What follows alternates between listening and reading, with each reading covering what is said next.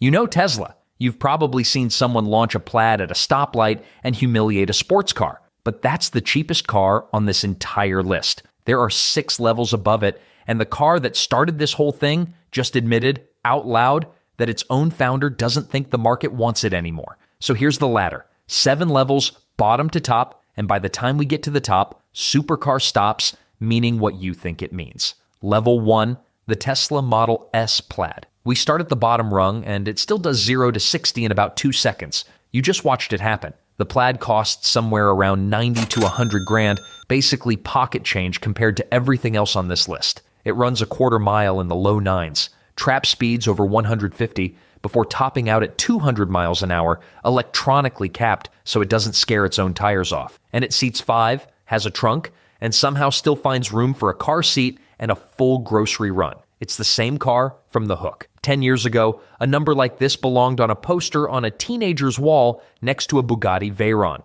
Now it belongs to a car that also does the school run. This is the level where EVs stopped being a compromise and started being a threat. Level 2, the Lucid Air Sapphire and the Polestar 6. One rung up, and now you're paying around $200,000 for something that still does the school run without complaining about it. The Lucid Air Sapphire is putting out 1,234 horsepower from 3 separate motors, a sub 3.5 second 0 to 60, and real range, which is the part that actually matters here. 600 kilometers on a single charge. This is the tier built for people who want the violence, but also want to actually drive the thing home afterward, without planning a charging stop like a military operation. Every hypercar further up this list needs a second boring car parked next to it for the days you're not at a track. This is the first level where that second car isn't necessary. Level 3, the BYD Yangwang U9. Now things get weird because the next name on this list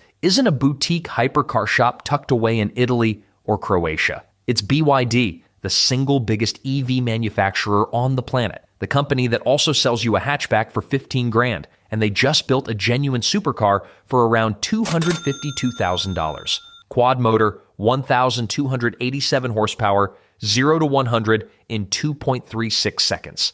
And it does a party trick that no Italian design house has ever managed. The suspension system can lift all 4 wheels clean off the ground and make the entire car dance in time with music on command from a touchscreen. A supercar builder that also builds your neighbor's commuter car. Keep this brand in your head. By the way, it's going to show up again on this list twice. Level 4, the Pininfarina Battista. This is where the price tag stops being a number and starts being a statement. $2.2 million, only 150 ever built, 4 motors making 1,900 horsepower, under 2 seconds to 62, under 12 seconds to 186. This is the first car ever built, start to finish, by a design house that spent almost a century drawing bodywork for everybody else's cars. Ferraris, Maseratis, cars with somebody else's badge on the hood. Finally, their own name on something. But nobody puts this part in the headline. A special edition of this thing sat listed for sale for 5 months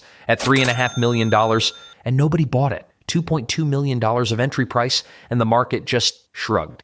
Level 5, the Rimac Nevera and the Nevera R. This is the benchmark. This is the car every other hypercar on this entire list is being measured against, whether the marketing admits it or not. The standard Nevera hit 60 in 1.74 seconds, independently verified with professional timing gear on site. Not a number Rimac just typed into a press release. The Nevera R beat that, 1.66 seconds. Top speed pushing 268 miles an hour. That's about as fast as a road-legal car has ever gotten in a straight line, full stop. But Rimac has sold barely 50 of the 150 units they plan to build. The company's own founder, Mate Rimac, has said publicly, on the record, that he's not sure the electric hypercar market ever fully comes back. He's compared it to how a mechanical watch still outsells a smartwatch, even though the smartwatch objectively does more. People don't always want the better spec sheet. Sometimes they want the story. And right now, the story around 7-figure electric hypercars is losing its audience. The car that proved an EV could out-accelerate anything else on Earth, and its own maker isn't sure anyone still wants that. Remember this one. We're coming back to it before the end of the video. Level 6, the Lotus Evija, Britain's first fully electric hypercar. 2011 horsepower, 4 motors, capped at 130 units ever built, and it just posted the fastest Nürburgring lap ever recorded by a production spec chassis, 6 minutes, 24 seconds. It weighs under 1,900 kilograms and still produces over 1,000 horsepower per ton, which actually beats a standard Nevera on that exact number. But as of this year, production is paused because of tariffs, not engineering, and not demand. A trade dispute is adding an estimated 200,000 pounds to the price of a car that's already 2 million pounds. The single most violent thing Lotus has ever engineered, sitting still in a factory because of a policy fight that has nothing to do with horsepower. Level 7, the extreme tier. And now we're past the point where any of this is realistically about driving to work anymore. The Aspark Owl, 50 built, Japanese engineered, somewhere between $3.5 and $4.25 million, depending on spec, 4 motors, 0 to 60 in about 1.7 seconds. The McMurtry Spearling Pure isn't even street legal. It's track only, full stop. A single seat under 1,000 kilograms with 2 fans bolted to the back that physically suck the car down onto the tarmac, generating up to 2,000 kilograms of downforce on demand. That's enough to pull 3 times the force of gravity in a corner, 1.55 seconds to 60. And the prototype already holds the outright Goodwood hill climb record, beating cars built specifically to race, not just drive. And then the Yangwang U9 Extreme, the same BYD brand from Level 3, remember, which hit 308 miles an hour in a straight line last year. 4 motors, over 3,000 horsepower combined, a 1,200-volt system nobody else in the industry is even using yet. Faster than Bugatti has ever gone. Except, and let that sink in, there's technically no one left to certify that record. Guinness suspended its fastest production car title back in 2022 because nobody could agree on the rules anymore. There's no referee left in the building. Every single world's fastest claim on this entire list is just a manufacturer saying it about themselves and everyone else nodding along. One more before we get to how this actually ends. Tesla's been promising a new Roadster since 2017. 9 years, at least 8 separate delays. As it stands, the public demo is pushed to August 2026, and the holdup, according to Tesla, isn't the car itself. It's the SpaceX rocket thrusters they're trying to bolt onto the back end of it, and the claimed specs, a 620-mile range, under 2 seconds to 60, 250-plus miles an hour, are exactly that, claims.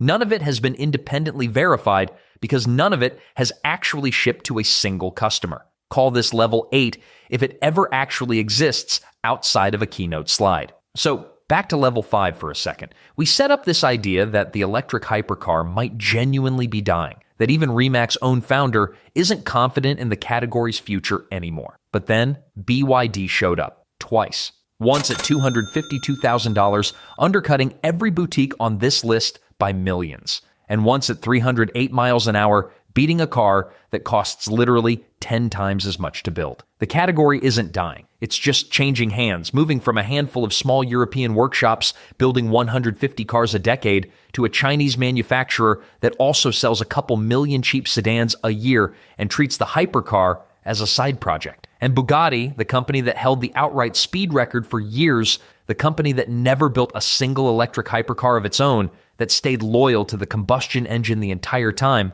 got dethroned by an electric car anyway. The gas-powered king lost to the thing it refused to become. So that's the ladder, bottom to top, from a 5-seat sedan that humbles 6-figure supercars all the way up to a car company that isn't even sure anyone still wants to be at the top. Which level would you actually want sitting in your driveway?